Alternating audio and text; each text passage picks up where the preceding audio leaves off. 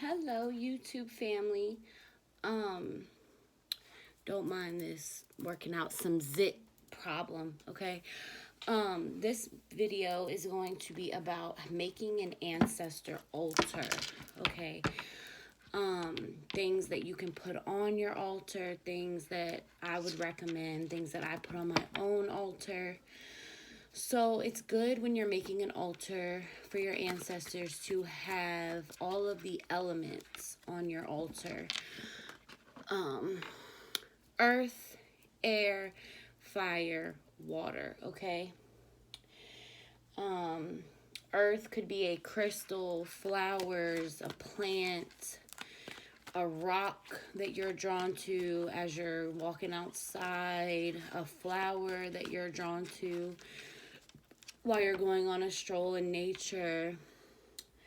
Fire would be, of course, a candle. Air would be like an incense for passed on loved ones that maybe had smoked. I know ancestors really like smoke, so you could leave a cigarette or a cigar for them. Or you could even, if you're a smoker yourself, you could smoke a cigarette to therefore connect, or a cigar to connect with your ancestors.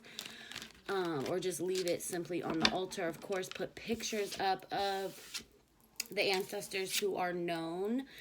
And whenever you're doing an ancestor altar, you can let it be known, like, I'm wishing to connect and show honor to the ancestors that are known and unknown, those who have my best interest at heart. I think it's important that you say those who have my best interest at heart, because when you're dealing with spirituality and you're dealing with ancestor work, you don't want to open up any doors. You just want to be intentional about what you do and making sure that the doors that you are opening are ones that have your best interest at heart. And then water, you could leave a cup of water out. I know personally for me, every day I put out fresh water for my passed on loved ones, for my ancestors on their altar. I have pictures. Me and my fiance actually share an altar, so both of our passed on loved ones are on the altar, and I put water out for both sides, his side and my side. You can also, if you have, I think I named all the elements: water, air, fire, earth, yeah. And if you have any belongings of the passed on loved one, you can set them there. Like, I have some earrings from my grandmother that were hers when she was alive, and I set them on like a little dish. I also put ancestor money on my altar. You can get ancestor money on Amazon. I can put a link in the description box below on where to get that stuff. What else?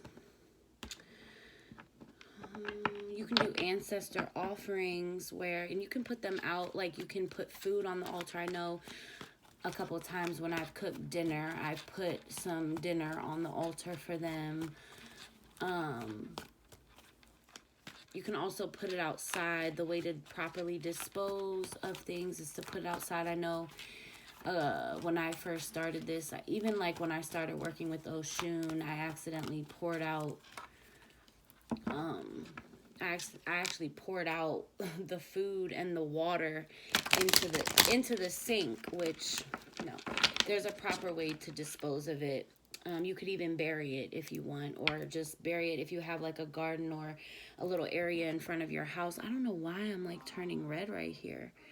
My face is so sensitive right now being pregnant, but yeah. So what else?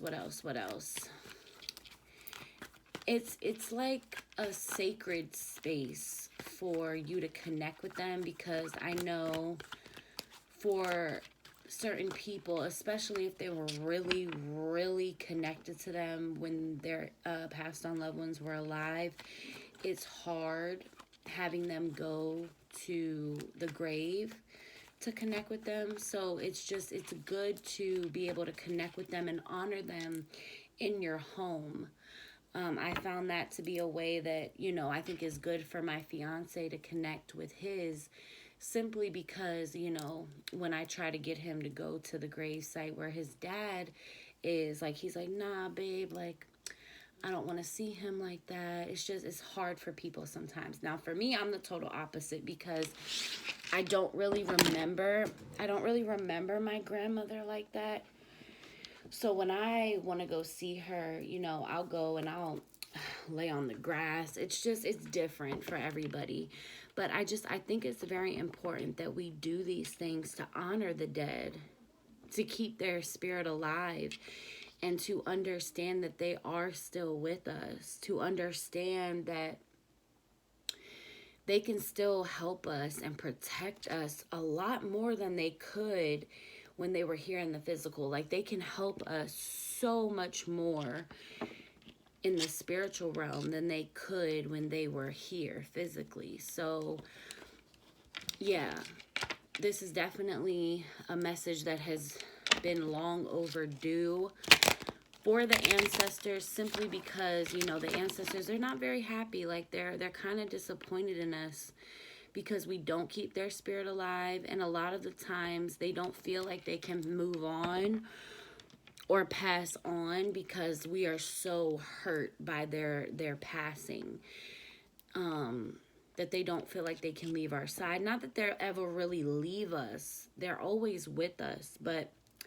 there's different dimensions and levels to where they can go. And I don't think that we want our passed on loved ones to be in limbo or clinging to a dimension where they can't really, feel free. We don't want our loved ones to feel trapped or secluded or stuck to a certain dimension or reality. We want them to be in paradise. We want them to be at peace. And if we're not at peace, they're not at peace. That's just how it works. And easier said than done. The grieving is a process. Grieving is definitely something that I think more people need to focus on doing, instead of allowing the passing of a loved one to hinder their walk in life, to hinder their growth in life. A lot of times I feel it holds us back when we're so stuck. Sometimes we don't even realize it. We don't even realize how hurt we are because we don't want to look at it. We don't want to look at the pain.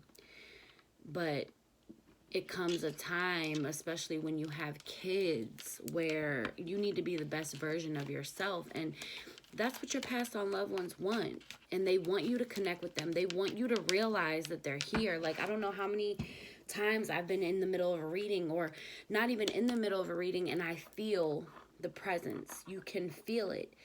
It's all about believing. Belief is so powerful. We just have to believe it, and it will manifest. We just have to believe. That's half the battle, really, is believing. So I just wanted to get on here and share some insight on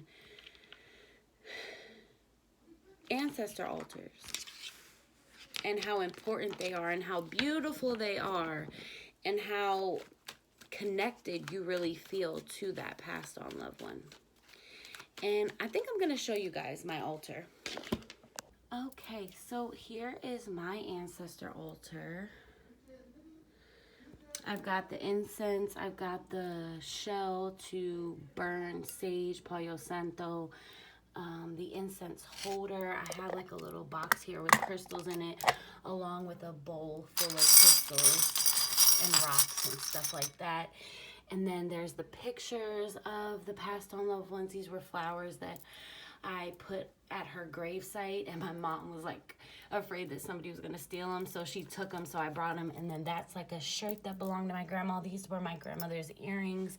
And then these are the 2 things of water. I got them a rest in peace in loving memory candle of them at your local Botanica. You guys know I love Botanica.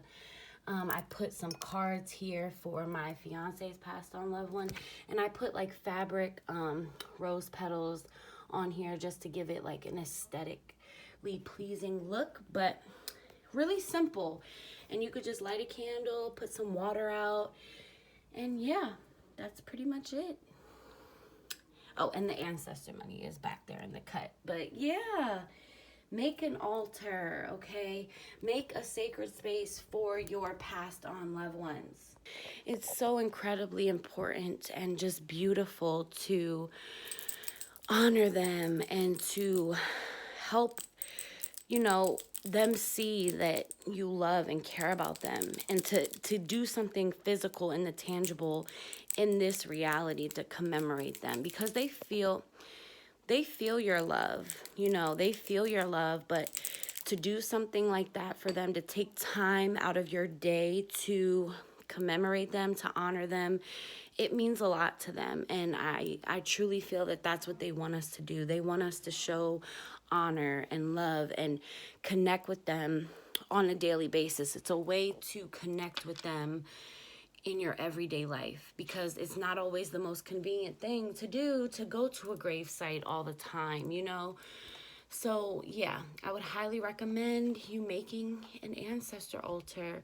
If you guys have any questions, please leave them in the comments below, and I will see you guys in my next video. Bye.